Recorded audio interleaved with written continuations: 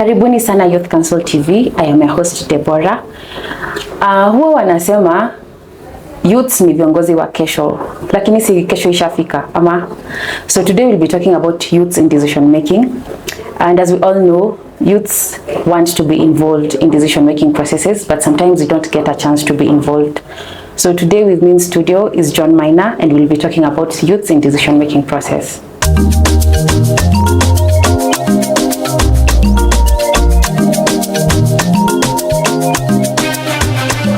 Habari yako John? I'm good. Karibu sana Youth Council TV. Thank you so much. So today we'll be talking about youths in decision making. Okay. And before we continue, you can introduce yourself and tell the youths what you do. Yes, so my name is John Maina. I am in the civic space. I'm a youth advocate in civic advocacy, also in governance. At the same time, I'm a political aspirant. Okay. All right. So, umesema una aspire kuwa politician? Yes. Okay, so unataka kukaa which position and maybe which county? No, at the moment, we're trying to find solutions.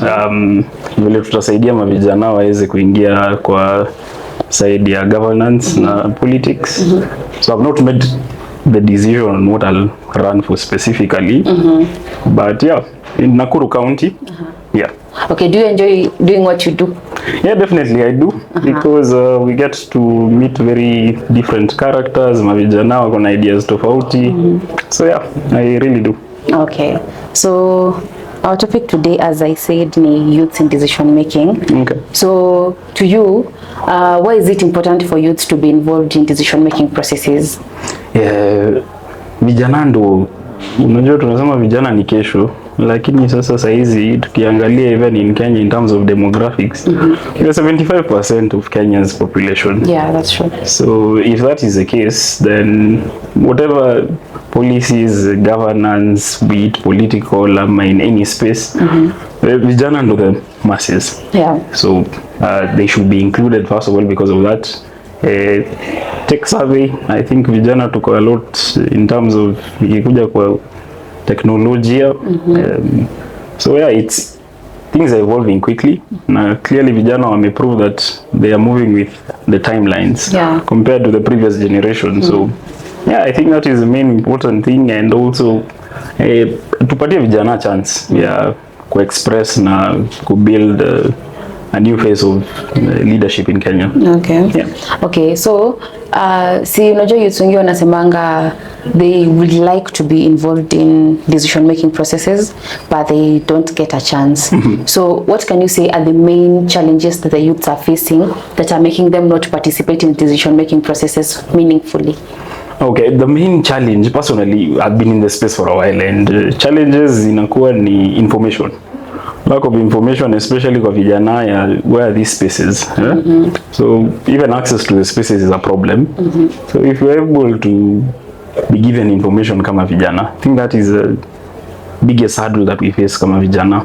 Information, and also where we consume our information kama vijana. You find that most of us consume information from TikTok Reels, and najua hata wewe ni mtu wa TikTok Reels. So yeah, you find that we're consuming information from TikTok Reels, Instagram, and ni vitu they're not credible. They're not credible sources.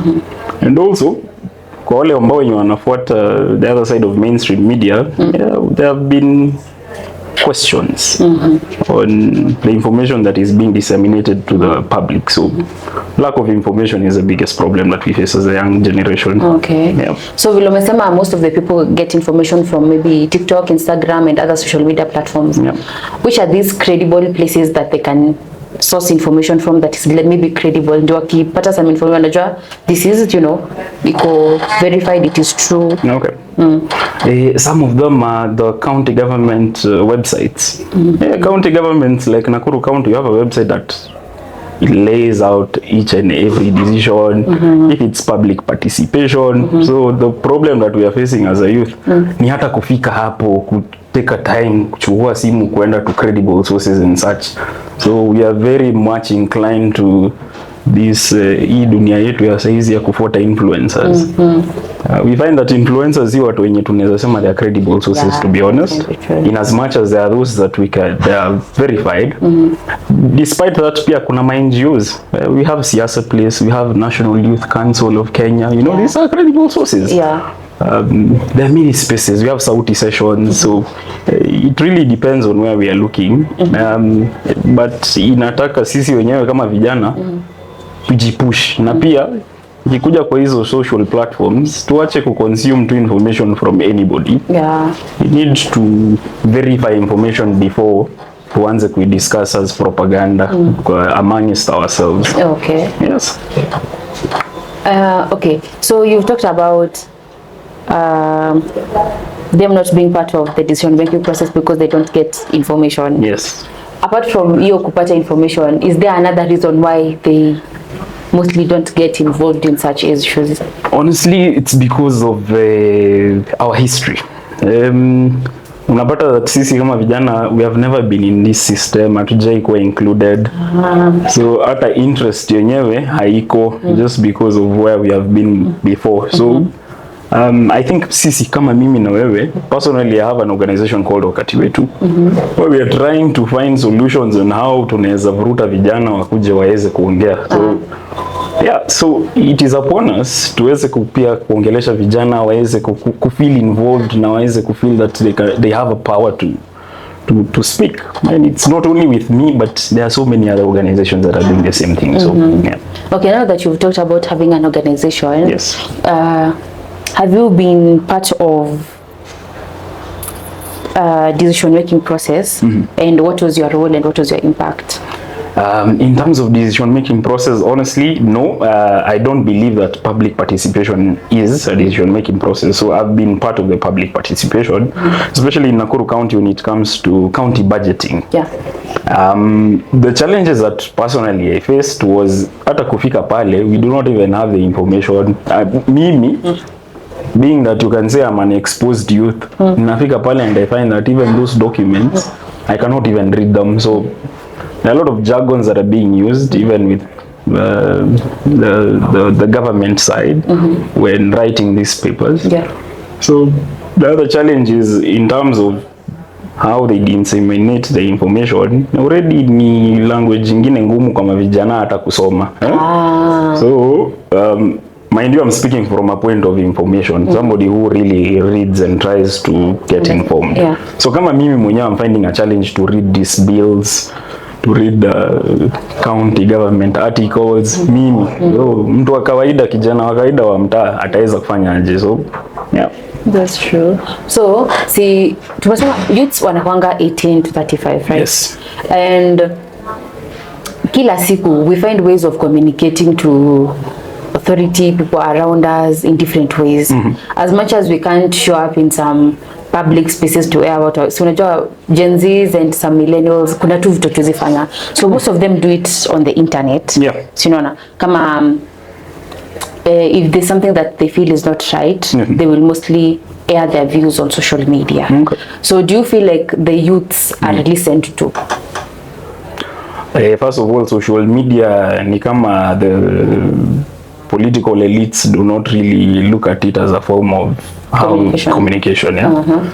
So yeah, amongst ourselves kama mavijana, we are communicating amongst ourselves. That is not a problem. The problem, we have the gap of now, how can we reach the political elites or the government?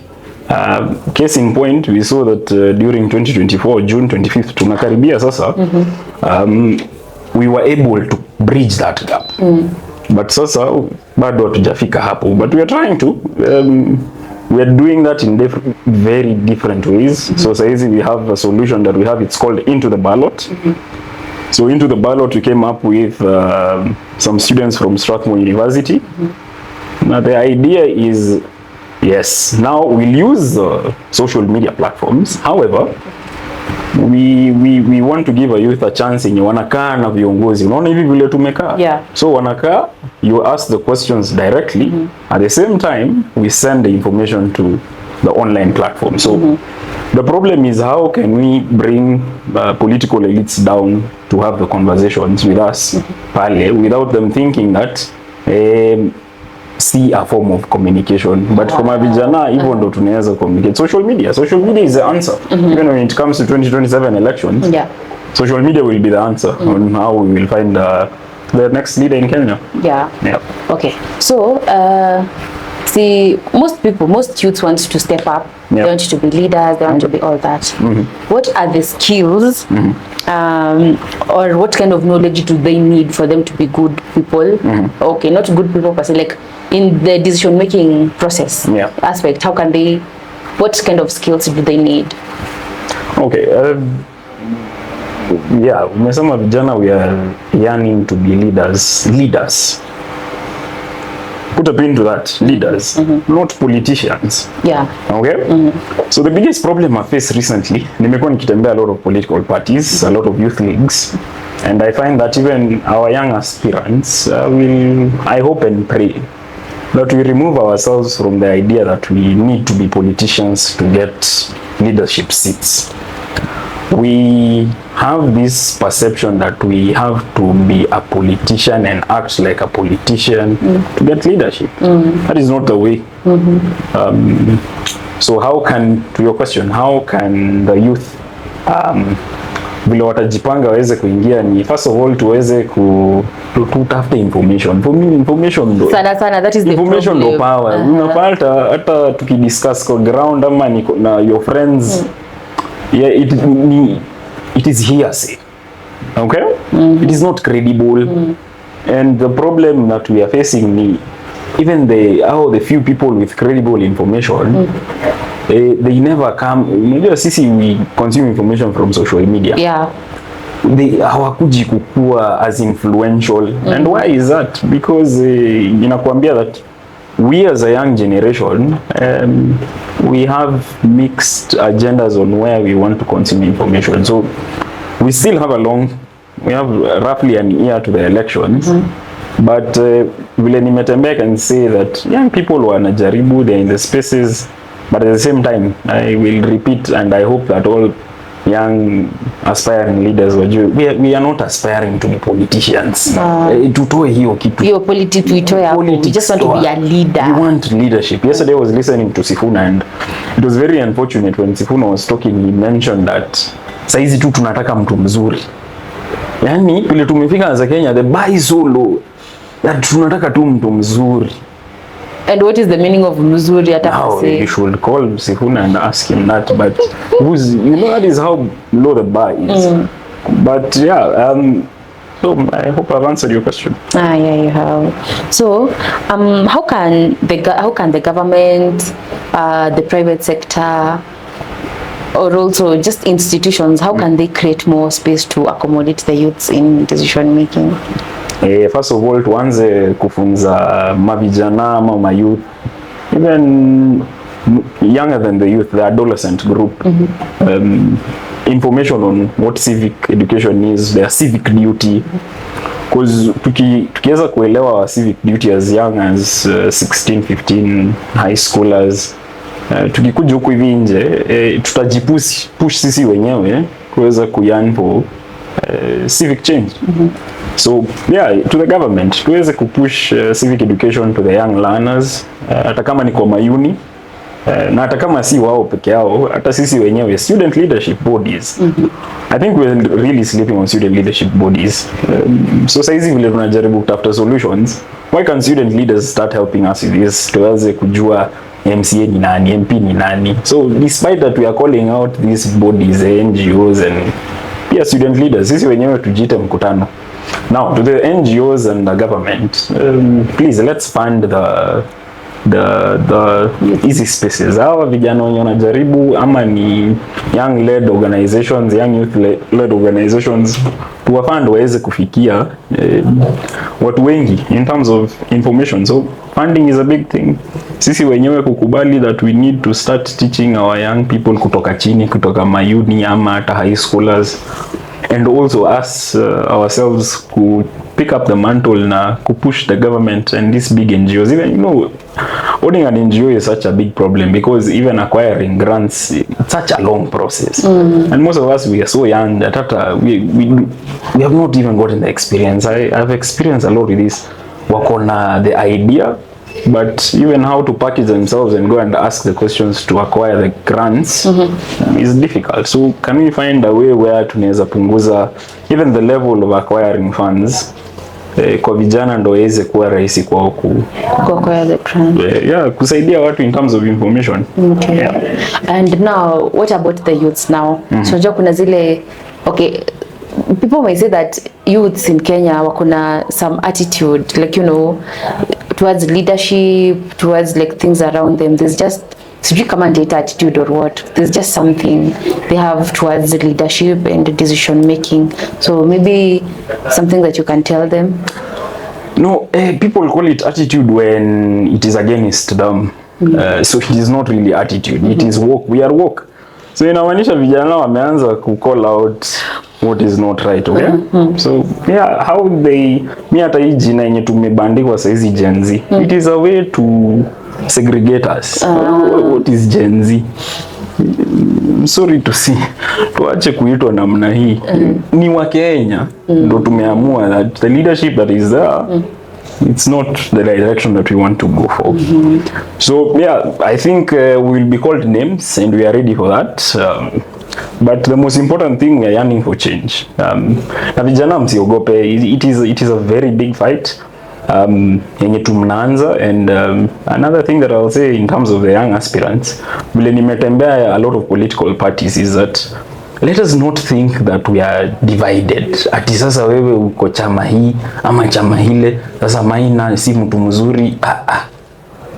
The solution is we should occupy all spaces. And when we are in these spaces, we have a seat at the table. So tukiingia huku si kuanza kugombana, ni mimi na Deborah tunapigana. Now we have spaces. Now how can we use our machinery to find a solution? So that is the first step. And the next step is vijana wajitokeze. There is no leader who is coming. Leader ni wewe. Hakuna mtu mwenye anatoka mbali. So ni sisi wenyewe.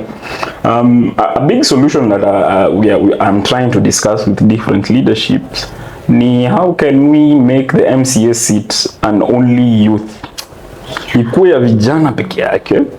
Because you find that ile wakati ya kitambo when I was a bit younger, we used to look at viongozi wanatoka wapi. It was student leaders, okay? Yeah. And that was phased out. I will not go into detail why. I think you all know. But sasa saizi, how can we start looking to the future in terms of leadership? Tukieka MCA wakuwe vijana wote between 18 to 35, then in the future we can be able to look at a track record of a leader. Juu kama uwezi ongoza a small ward in your constituency, then it means even when you're gunning for a big seat in the future, and tutaweza kuangalia Deborah alitoka hapa Maina akapanda alishindwa alifanya. So yeah. But would you like to have the leaders that you had kitambo? Like for example, bila umesema mtu akianza kukua MCA like kutakuwa ni track record. Yeah. So unajua kuna wale watu wenye they go do other things and then now like when they are well established now they come to lead. And at some point hata wewe vile umeona most leaders change. People do change every now and then. People change their perspectives, the way they do things, and at some point you don't even know what makes them like change all of a sudden. Okay. So you umesema ati like maybe electing someone because they were don't you feel like it will be a problem at some point? Because ni kama tutakuwa tu tunapea wale the specific people, hamjapea watu wengine chance ya ku lead. I see where you're coming from, but the thing is there is no solution that can answer everything. That is pali tuko. Kuna jawabu yenye itakuja solve all problems. But pale tuko saizi, I think this is the best solution in terms of the future of Kenyan leadership. When we get to that point, then we'll have a decision to make. But at the moment, there are so many problems that if we start looking at that, we'll start digressing. Yeah. So let us not digress. Let us actualize, and then when the problem comes in, we'll find a solution. But this is the best solution that we have at the moment. Yeah. And that's really nice. At least learn there's a difference between being a leader and being a politician. Yes. And then you've also said that the Kenya inatusumbua sisi youths kabisa ni lack of information. True. Which you should actually work on. Yeah. I hope the youths today you've grasped a thing or two about youth in decision making process. Maybe you can tell us something before we close the show. Yeah, so the answer that we're trying to find is how can we reimagine political campaigns in Kenya. I think this is the biggest problem that we are facing as a young generation. Hata vile tunasema mnataka kusoma seats, the perception that we have when it comes to campaigns is Maina lazima akuje na gari ya wakubwa ya wadosi apande pale juu ndo akuwe viable for a seat. So how can we reimagine that? I think that's a question that we should be answering as a young generation. Na at the same time, msiogope na mkubali that leadership will come in different forms and ways, and mpatie chance mavijana, we see what they can do. Do not judge before you see the action. So yeah, thank you so much for that. Thank you for honoring the invite. Mavijana, thank you so much for watching up to this point. Remember to like, share, subscribe, and also follow us on our other social media platforms. See you next time. Bye.